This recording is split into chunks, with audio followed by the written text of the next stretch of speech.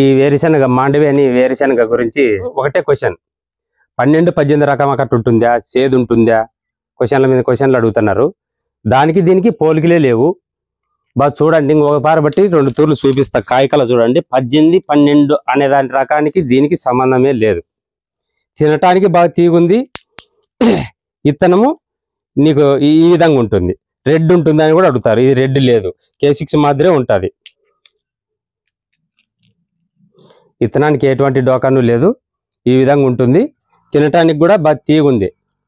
దీనికి కొంతమంది రైతులు చూసి తీసుకుపోయినారు కూడా. 50 కేజీలతో 17 బస్తాలు ఉన్నాయి ఆల్రెడీ. ఇంకా కొన్ని అమ్మడపోయినాయి.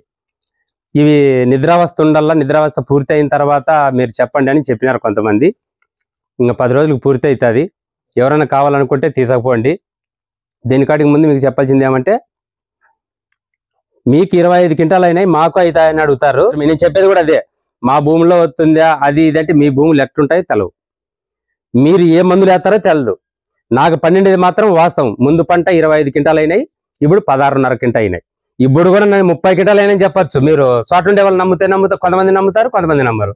తక్కువ చెప్పాల్సిన అవసరమే లేదు. ఇప్పుడు 16.5 అయినాయి, ముందు 25 అయినాయి. వ్యాపారం కింద మేము అమ్ముకోవాలని అంత ఇది కూడా లేదు.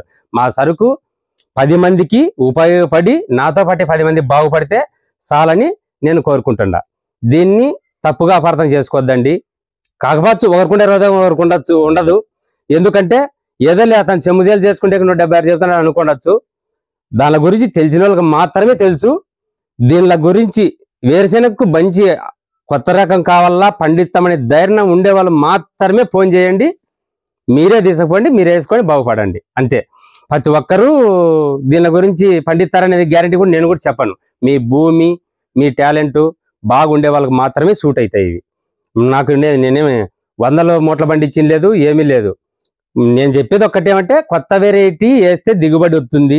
2-3 పంటలు వైరస్ రాదు, రైతులు బాగుపడతారు. నేను ఈ పొద్దు 10 రూపాయలు లెక్క మీతో ఎక్స్ట్రా తీసుకోవచ్చు కాదనిలా. నాతో పాటే మీరు కూడా బాగుపడతారు, మీకు దిగుబడి వస్తుంది.